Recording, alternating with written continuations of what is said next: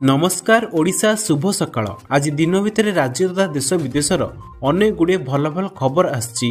आज संपूर्ण खबर गुड़ी को जानिबा पूर्वरु आपण मानकु कहि रखुछि, आपण जदि प्रत्येक दिन लेटेस्ट ओडिया खबर देखिबाकू चाहंती ताले डिस्टेंस कॉर्नर को सब्सक्राइब कर देबे, पाखर थिबा बेल आइकन को मध्य ऑन कर देबे, जा फळे प्रत्येक दिनर खबर गुड़ी को सर्वप्रथम आपण देखि पारे। प्रथम खबर, कटक बालियाद्रा पड़ियारू आयुष्मान कार्ड शुभारंभ। आधार कार्ड भी पाइपारे सुविधा। कटकरू हेब आयुष्मान भारत कार्ड शुभारंभ।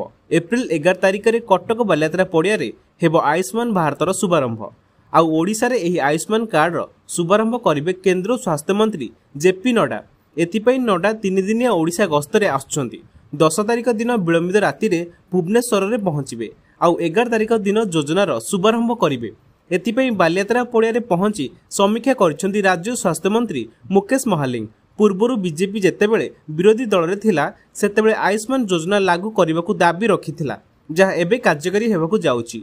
आगकू उभय आयुष्मान भारत और गोपबंधु जन आरोग्य योजना रे राज्यवासी लाभ पाइबे। एपरिकी आधार कार्ड रे भी लोकमाने ए सुविधा पाई परिबे। नुआ कार्ड न पहुंची थिले पुराना कार्ड रे मध्य लोकमाने एही योजना रे लाभ पाई परिबे एवं देशर 29,000 हॉस्पिटल रे चिकित्सा सुविधा पाइपर बोली कहते मुकेश महालिंग। परवर्ती खबर, महाप्रभु लिंगराज मरीचि कुंड पानी निलाम। प्रथम पूर्ण कलश 21,001 टंका किणिले कटकर दंपति।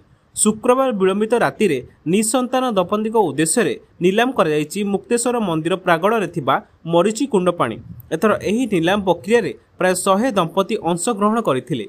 राति रे एठाकार प्रथम गरा पानी महाप्रभु श्री लिंगराज को रुकुणा रथ प्रतिष्ठा नीति निमंते बड़ू निजोग सेवायत माने नेइथिले। रथ प्रतिष्ठा नीति समापन हेला परे मरीचि कुंड पानी निलाम प्रक्रिया आरंभ होइथिला। निलाम रे अंशग्रहण करथिबा दंपति मध्यरु प्रथमे कटक दामोदरपुर ज्योत्स्ना महाराणा 21,001 टंका पहली गरा नहीं स्नान करथिले। द्वितीय गरा और तृतीय गरा पानी निलाम दर शेष हेबा परे एक सर्वनिम्न दर रे अवशिष्ट अपेक्षारत दंपति को पानी गरा दिया जाइथिला बोली बड़ू निजोग सेवायत माने कहिसंती। एठारे महिला माने गाधोइबा लागि बीएमसी पक्षरु अस्थायी गाधुआ घर और मंदिर परिसर आलोकीकरण कराइथिला। निलाम डका तथा निलाम रे अंशग्रहणकारी सुरक्षा निमंते 3 अफिसर नेतृत्व में गोटे प्लाटून फोर्स मुतयन कराइथिला। विधि मुताबक एही निलाम रे अंशग्रहण करिया पूर्वरु समस्ते श्री लिंगराज ठारे गुआ नड़िया बसाई संकल्प करथिले। एहा परे आज्ञा प्रसाद पाई निलाम रे सामिल होइथिले। सूचना योग्य जे मरीचि कुंड पानी रे स्नान कले नि संतान प्राप्ति करिबा विश्वास काहे केउ आबहमान कालरू रही आसीची। तेणु प्रतिवर्ष अशोकाष्टमी पूर्वरु राति रे एही पवित्र जलर निलाम डकाई थाए। परवर्ती खबर, आज श्रीमंदिर रे अनुष्ठित हेब श्रीरामक जन्म नीति। 5 घंटा बंद रहिब सर्वसाधारण दर्शन। आज रविवार चैत्र शुक्ल श्रीराम नवमी तिथि रे श्रीमंदिर रे श्रीरामक जन्म नीति अनुष्ठित हेब। एणु मध्याह्न धूप भोग उठिबा परे श्रीरामक जन्म नीति शेष हेबा पर्यंत आपातत अपराह्न 5 रु राति 10टा पर्यंत अर्थात 5 घंटा समय पर्यंत सर्वसाधारण दर्शन बंद रहिबो बोली एनई श्रीमंदिर प्रशासन पक्षरु सूचना मिली। परवर्ती खबर, ओडिशा रे नेस्लेर 900 कोटी टंकार कारखाना सृष्टि करिबो बड़ नियुक्ति सुजोग। नेस्ले इंडिया शुक्रवार ओडिशा रे एक नूतन कारखानार घोषणा एवं शिलान्यास समारोह सहित यार उत्पादन यात्रा रे एक गुरुत्वपूर्ण माइल खुंड सृष्टि करिछि। या देशर 10म एवं पूर्व भारत रे प्रथम जहाँ 900 कोटी टंकार प्रारंभिक व्यय सहित खोर्धा जिले में स्थापित हेब। ओडिशा रे एही सुविधा मेक इन इंडिया आंदोलन पई एक प्रमुख प्रयास हेब। यह व्यतीत उदीयमान उपभोग केन्द्र गुड़िकर निकटतर एक उत्पादन भित्तिभूमि निर्माण करी नेस्ले केवल यार लॉजिस्टिक धारा को तीक्ष्ण करूनाही बरं घरोई कंपानीर उत्पादन क्षमता को मध्य गभीर करुछि।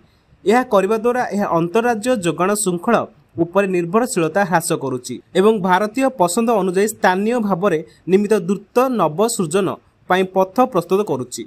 एही स्थानांतरीकरण केवल मूल्य दक्षता को उन्नत करिब नाही बरं स्थानीय कंचामाल जोगाणकारी एवं वैषयिक प्रतिभार व्यवहार को वृद्धि करिब, जहाँ राज्य को प्रकृत में आत्मनिर्भरशील अर्थनीति रे परिणत करिबारे साहाय्य करिब। परवर्ती खबर, संबलपुर पुलिस छाउणी चली जोरदार चेकिंग। संबलपुर आरंभ हो सारी जोरदार चेकिंग। पाखे आसुची रामनवमी। यह पूर्व संबलपुर सहर देखा मिली पुलिस छाउणी। संवेदनशील अंचल चली कड़ाकड़ी चेकिंग। चेकिंग रे डॉग स्क्वाड बम स्क्वाड को सामिल कर कौन अप्रीतिकर परिस्थिति जेपरी न उपजे से डॉग स्क्वाड को नियोजित कर ସନ୍ଧାନୀ କୁକୁରଙ୍କ ଦ୍ୱାରା ତନତନ କରି ଯାଞ୍ଚ ଚାଲିଛି। ତେବେ ଗତକାଲି ପୁଲିସ ପକ୍ଷରୁ ଫ୍ଲାଗ ମାର୍ଚ୍ଚ କରାଯାଇଥିଲା। ରାମନବମୀରେ ଯେପରି ସବୁକିଛି ଶାନ୍ତି ଶୃଙ୍ଖଳାରେ ହେବ, କୌଣସି ଗଣ୍ଡଗୋଳ ନ ହେବ, ସେ ନେଇ ପୁଲିସ ସଜାଗ ରହିଛି। ପୂର୍ବରୁ ଅନେକ ଥର ରାମନବମୀ ଓ ହନୁମାନ ଜୟନ୍ତୀ ବେଳେ ଗଣ୍ଡଗୋଳ ନଜର ଆସିଥିଲା। ତେଣୁ ଚଳିତ ଥର ଯେପରି ସବୁକିଛି ଶାନ୍ତି ଶୃଙ୍ଖଳାରେ ହେବ, ସେ ନେଇ ସୁରକ୍ଷା ବ୍ୟବସ୍ଥାକୁ ଗୁରୁତ୍ୱ ଦିଆଯାଇଛି। ପରବର୍ତ୍ତୀ ଖବର, ଓଡ଼ିଆରେ ସାଇନବୋର୍ଡ ଲେଖିନଥିଲେ ହେବ କାର୍ଯ୍ୟାନୁଷ୍ଠାନ। ଓଡ଼ିଶା ସରକାର ଶୁକ୍ରବାର ଦିନ ବ୍ୟବସାୟୀ ଓ ଦୋକାନୀମାନଙ୍କୁ ଚେତାବନୀ ଦେଇଛନ୍ତି। ଯଦି ସେମାନେ ନିଜ ଦୋକାନରେ ବା ବ୍ୟବସାୟିକ ପ୍ରତିଷ୍ଠାନରେ ଥିବା ସାଇନବୋର୍ଡରେ ଓଡ଼ିଆ ଭାଷା ବ୍ୟବହାର ନ କରିବେ, ତେବେ ସେମାନଙ୍କ ବିରୋଧରେ ଆଇନ ଅନୁଯାୟୀ କାର୍ଯ୍ୟାନୁଷ୍ଠାନ ଗ୍ରହଣ କରାଯିବ। ଶ୍ରମ ଓ କର୍ମଚାରୀ ରାଜ୍ୟ ବୀମା ବିଭାଗ ଏନେଇ ଏକ ଅଭିଯାନ ଆରମ୍ଭ କରିଛି, ଯେଉଁଥିରେ ସବୁ ଦୋକାନୀ ଓ ବ୍ୟବସାୟୀ ପ୍ରତିଷ୍ଠାନରେ ଓଡ଼ିଆ ସାଇନବୋର୍ଡ ଲାଗିବା ନିଶ୍ଚିତ କରାଯିବ। ଏପର୍ଯ୍ୟନ୍ତ ବ୍ୟବସାୟିକ ପ୍ରତିଷ୍ଠାନଗୁଡ଼ିକରୁ ଇଂଲିଶ ନାମ ଫଳକ ହଟାଇବାରେ ସରକାର ବିଫଳ ହୋଇଥିବା ବୁଦ୍ଧିଜୀବୀ ପ୍ରକାଶ କରିଛନ୍ତି। ପୂର୍ବ ସରକାର ଏଥିପାଇଁ ନିୟମ ସହ ଦଣ୍ଡ ବିଧାନ ବ୍ୟବସ୍ଥା କରିଥିଲେ, କିନ୍ତୁ କାର୍ଯ୍ୟକାରୀ ହୋଇପାରୁ ନଥିଲା। ସରକାରୀ ସୂଚନା ଅନୁସାରେ ଓଡ଼ିଶା ଦୋକାନ ଓ ବାଣିଜ୍ୟିକ ପ୍ରତିଷ୍ଠାନ ଆଇନ 1956 ଅନୁଯାୟୀ ସାଇନବୋର୍ଡ ଓଡ଼ିଆରେ ଲେଖିବା ବାଧ୍ୟତାମୂଳକ। ଏହାକୁ ଉଲ୍ଲଂଘନ କଲେ ମାମଲା ରୁଜୁ ହୋଇପାରେ ଓ ଜୋରିମାନା ଲାଗିପାରେ। ପରବର୍ତ୍ତୀ ଖବର, ରାମନବମୀରେ ରେଳସେତୁ ଲୋକାର୍ପଣ କରିବେ ପ୍ରଧାନମନ୍ତ୍ରୀ। 550 କୋଟି ଟଙ୍କା ମୂଲ୍ୟର ନିର୍ମାଣ। ରାମନବମୀ ଅବସରରେ ହେବ ନୂତନ ପମ୍ବନ ରେଳସେତୁ ଲୋକାର୍ପଣ। ତାମିଲନାଡୁରେ ରେଳସେତୁର ଲୋକାର୍ପଣ କରିବେ ପ୍ରଧାନମନ୍ତ୍ରୀ। ସେତୁରେ ରେଳମାର୍ଗ ସହିତ ଜାହାଜ ଚଳାଚଳ ମଧ୍ୟ ବ୍ୟବସ୍ଥା ରହିଛି। ରାମେଶ୍ୱରମ ତାମ୍ବରନ ନୂତନ ରେଳ ସେବାର ମଧ୍ୟ ଶୁଭାରମ୍ଭ ହେବ। ପ୍ରଧାନମନ୍ତ୍ରୀ ନରେନ୍ଦ୍ର ମୋଦି ଆଜି ରାମନବମୀ ଅବସରରେ ତାମିଲନାଡୁର ନବନିର୍ମିତ ପମ୍ବନ ରେଳ ସେତୁର ଲୋକାର୍ପଣ କରିବେ। ଏହା ଭାରତର ପ୍ରଥମ ଭୂଲମ୍ବ ଲିଫ୍ଟ ସମୁଦ୍ର ସେତୁ, ଯାହା 550 କୋଟି ଟଙ୍କାର ମୂଲ୍ୟର ନିର୍ମାଣ କରାଯାଇଛି। ଏହି ସେତୁରେ ରେଳମାର୍ଗ ସହ ଜାହାଜ ଚଳାଚଳର ବ୍ୟବସ୍ଥାକୁ ମଧ୍ୟ ରଖାଯାଇଛି। ଏହା ବ୍ୟତୀତ ପ୍ରଧାନମନ୍ତ୍ରୀ ତାମିଲନାଡୁରେ 8,300 କୋଟି ଟଙ୍କାରୁ ଅଧିକ ମୂଲ୍ୟର ବିଭିନ୍ନ ରେଳ ଏବଂ ସଡ଼କ ପ୍ରକଳ୍ପର ଶିଳାନ୍ୟାସ କାର୍ଯ୍ୟକ୍ରମର ଆୟୋଜନ କରାଯାଇଛି। ନୂତନ ପମ୍ବନ ରେଳ ସେତୁର ଉଦ୍ଘାଟନ ଅବସରରେ ପ୍ରଧାନମନ୍ତ୍ରୀ ରାମେଶ୍ୱରମ ତାମ୍ବରନ ନୂତନ ରେଳ ସେବାର ମଧ୍ୟ ଶୁଭାରମ୍ଭ କରିବେ। ରାମାୟଣ ଅନୁସାରେ ରାମ ସେତୁର ନିର୍ମାଣ ରାମେଶ୍ୱରମ ନିକଟସ୍ଥ ଧନୁଷକୋଡ଼ିରୁ ଆରମ୍ଭ ହୋଇଥିଲା। ରାମେଶ୍ୱରମକୁ ମୁଖ୍ୟଭୂମି ସହିତ ସଂଯୋଗ କରୁଥିବା ଏହି ସେତୁ ବିଶ୍ୱସ୍ତରରେ ଭାରତୀୟ ଇଞ୍ଜିନିୟର ଏକ ଉଲ୍ଲେଖନୀୟ ସଫଳତା। ଏହାର ଲମ୍ବ 2.8 କିଲୋମିଟର। ଏଥିରେ 69ଟି ସ୍ପାନ୍ ଏବଂ 72.5 ମିଟର ଭୂଲମ୍ବ ଲିଫ୍ଟ ସ୍ପାନ୍ ଅଛି, ଯାହା 17 ମିଟର ଉଚ୍ଚତା ପର୍ଯ୍ୟନ୍ତ ଉପରକୁ ଉଠିଥାଏ। ଏକ ସ୍ୱତନ୍ତ୍ର ପଲିସିଲୋସ୍କେନ୍ ଆବରଣ ଏହାକୁ ସମୁଦ୍ର ପାଣି ଏବଂ ପବନର ଲବଣଜନିତ କ୍ଷୟରୁ ରୋକି ପ୍ରତିକୂଳ ସାମୁଦ୍ରିକ ପରିବେଶରେ ଦୀର୍ଘସ୍ଥାୟିତ୍ୱକୁ ସୁନିଶ୍ଚିତ କରିବ। ପରବର୍ତ୍ତୀ ଖବର, ଭାରତୀୟ ରିଜର୍ଭ ବ୍ୟାଙ୍କ ପକ୍ଷରୁ ଏକ ଗୁରୁତ୍ୱପୂର୍ଣ୍ଣ ଘୋଷଣା କରାଯାଇଛି। ଆର୍ବିଆଇ ଖୁବ୍ ଶୀଘ୍ର ମହାତ୍ମା ଗାନ୍ଧୀ ଫଟୋ ଥିବା 10 ଟଙ୍କା ଏବଂ 500 ଟଙ୍କା ନୋଟ୍ ଜାରି କରିବ। ଏହି ନୋଟ୍ ଗୁଡ଼ିକରେ ନୂଆ ଗଭର୍ଣ୍ଣର ସଞ୍ଜୟ ମାଲହୋତ୍ରାଙ୍କ ଦସ୍ତଖତ ରହିବ। ଏହି ନୋଟ୍ ଗୁଡ଼ିକର ଡିଜାଇନ ପୂର୍ବରୁ ଥିବା ମହାତ୍ମା ଗାନ୍ଧୀ ସିରିଜ ନୋଟ୍ ସହିତ ସମାନ ରହିବ। କେବଳ ଗଭର୍ଣ୍ଣରଙ୍କ ଦସ୍ତଖତରେ ପରିବର୍ତ୍ତନ ହେବ। ଆର୍ବିଆଇ ସ୍ପଷ୍ଟ କରିଛି ଯେ ପୂର୍ବରୁ ଜାରି ହୋଇଥିବା 10 ଟଙ୍କା ଏବଂ 500 ଟଙ୍କାର ସମସ୍ତ ନୋଟ୍ ଆଗାମୀ ଦିନରେ ମଧ୍ୟ ଆଇନଗତ ମୁଦ୍ରା ଭାବେ ବୈଧ ରହିବ। ଏହାଦ୍ୱାରା ସାଧାରଣ ଲୋକଙ୍କୁ କୌଣସି ଅସୁବିଧା ହେବ ନାହିଁ ବୋଲି କୁହାଯାଉଛି। ସଞ୍ଜୟ ମଲହୋତ୍ରା 2024 ଡିସେମ୍ବରରେ ଆର୍ବିଆଇର 26ତମ ଗଭର୍ଣ୍ଣର ଭାବେ ଦାୟିତ୍ୱ ଗ୍ରହଣ କରିଥିଲେ। ତାଙ୍କ ନେତୃତ୍ୱରେ ଏହି ନୂଆ ନୋଟ୍ ଜାରି ହେବାକୁ ଯାଉଛି। ଏହା ପୂର୍ବରୁ ଆର୍ବିଆଇ 50 ଟଙ୍କା, 100 ଟଙ୍କା ଏବଂ 200 ଟଙ୍କାର ନୋଟ୍ରେ ମଧ୍ୟ ଦସ୍ତଖତ ସହିତ ଜାରି କରିବାର ଘୋଷଣା କରିସାରିଛି।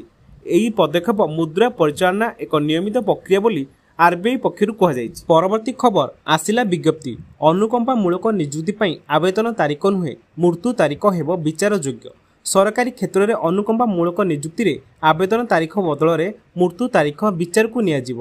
ଓଡ଼ିଶା ବେସାମରିକ ସେବା ଥଇଥାନ ସହାୟତା ନିୟମ 2016 ଲାଗୁ ହେବା ପରେ ଏବଂ ଓଡ଼ିଶା ବେସାମରିକ ସେବା ଥଇଥାନ ସହାୟତା ନିୟମ 2020 ଲାଗୁ ହେବା ପୂର୍ବରୁ ସମ୍ପୃକ୍ତ କର୍ମଚାରୀଙ୍କ ମୃତ୍ୟୁ ହୋଇଥିବା ଆବଶ୍ୟକ।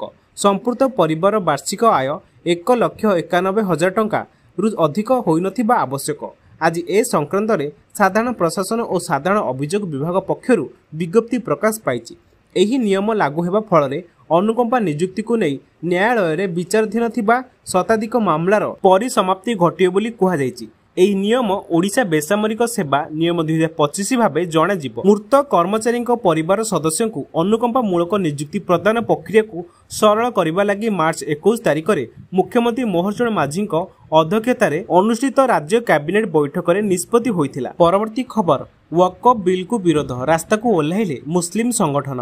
ପ୍ରବଳ ବିରୋଧ ଭିତରେ ୱକଫ ବିଲ୍ ଉଭୟ ଲୋକସଭା ଓ ରାଜ୍ୟସଭାରେ ଗୃହୀତ ହୋଇଛି। ରାଷ୍ଟ୍ରପତିଙ୍କ ଅନୁମୋଦନ ପରେ ଏହି ବିଲ୍ ଆଇନରେ ପରିଣତ ହୋଇଛି। ସଂସଦ ବିଲ୍ ଗୃହୀତ ହେବା ପରେ ଏହାକୁ ବିରୋଧ କରି ଗୁଜରାଟ, ପଶ୍ଚିମବଙ୍ଗ ସମେତ ବିଭିନ୍ନ ରାଜ୍ୟରେ ମୁସଲମାନମାନେ ବିରୋଧ ପ୍ରଦର୍ଶନ କରିଛନ୍ତି। ୱକଫ୍ ବିଲ୍ ଯେଭଳି ଭାବେ ଗୃହୀତ କରାଗଲା ତାହା ଏକଛତ୍ରବାଦ ଏବଂ ଏହାକୁ ତୁରନ୍ତ ପ୍ରତ୍ୟାହାର କରିବା ଉଚିତ ବୋଲି କେତେକ ମୁସଲିମ ସଂଗଠନ ଦାବି କରିଛନ୍ତି। ଆଜି କୋଲକାତା, ଚେନ୍ନାଇ, ଅହମ୍ମଦାବାଦ ସମେତ ବିଭିନ୍ନ ସହରରେ ମୁସଲମାନମାନଙ୍କ ଜୋରଦାର ବିରୋଧକୁ ଦୃଷ୍ଟିରେ ରଖି ସୁରକ୍ଷା କଡ଼ାକଡ଼ି କରାଯାଇଛି। ବହୁ ସଂଖ୍ୟାରେ ମୁସଲିମ ରାସ୍ତାକୁ ଓହ୍ଲାଇ ତୀବ୍ର ପ୍ରତିବାଦ କରିଥିଲେ। ଶୁକ୍ରବାର ନମାଜ ପରେ ବିଭିନ୍ନ ସହରରେ ବିନା ଅନୁମତିରେ ଅଚାନକ ବିକ୍ଷୋଭ ପ୍ରଦର୍ଶନ କରାଯିବା ସମସ୍ୟା ସୃଷ୍ଟି କରିଥିଲା। ଆଜି ବିକ୍ଷୋଭ ପ୍ରଦର୍ଶନ କରିଥିବା ଶତାଧିକ ଲୋକଙ୍କୁ ପୁଲିସ ବିଭିନ୍ନ ସ୍ଥାନରେ ଅଟକ ରଖିଥିଲା। ସୂଚନାଯୋଗ୍ୟ, ସଂସଦର ଉଭୟ ଗୃହରେ ଲମ୍ବା ବିତର୍କ ପରେ ବିଲ୍ ଗୃହୀତ ହୋଇଥିବା ବେଳେ ଏହି ବିଲ୍ ମୁସଲମାନମାନଙ୍କ କଲ୍ୟାଣ ପାଇଁ ହିଁ ଉଦ୍ଦିଷ୍ଟ ଏବଂ କୌଣସି ଧାର୍ମିକ ବ୍ୟାପାରରେ ସରକାରଙ୍କ ହସ୍ତକ୍ଷେପ ରହିବ ନାହିଁ ବୋଲି ସରକାର ସ୍ପଷ୍ଟ କରିଛନ୍ତି। ବିରୋଧୀ ଦଳମାନେ କେବଳ ଭୋଟ ବ୍ୟାଙ୍କ ପାଇଁ ମୁସଲିମ ସମ୍ପ୍ରଦାୟକୁ ବିଭ୍ରାନ୍ତ କରୁଛନ୍ତି ଏବଂ ସରକାରଙ୍କୁ ମୁସଲିମ ବିରୋଧୀ ଭାବେ ଚିତ୍ରଣ କରୁଛନ୍ତି, କେନ୍ଦ୍ର ଗୃହମନ୍ତ୍ରୀ ଅମିତ ଶାହ କହିଛନ୍ତି। ଆଜି ଚେନ୍ନାଇରେ ଅଭିନେତା ବିଜୟଙ୍କ ତାମିଲଗା ଭେଟ୍ରି କାଜଗମ୍ ମଧ୍ୟ ବିଲ୍ ବିରୋଧରେ ବିକ୍ଷୋଭ ପ୍ରଦର୍ଶନ କରିଛି। ଟିଭିକେ କର୍ମୀମାନେ ଚେନ୍ନାଇ, କୋଏମ୍ବାଟୁର ଏବଂ ତିରୁଚିରାପଲ୍ଲୀ ଆଦି ସହରରେ ଏକତ୍ରିତ ହୋଇ କେନ୍ଦ୍ର ସରକାର ବିରୋଧରେ ସ୍ଲୋଗାନ ଦେଇଥିଲେ।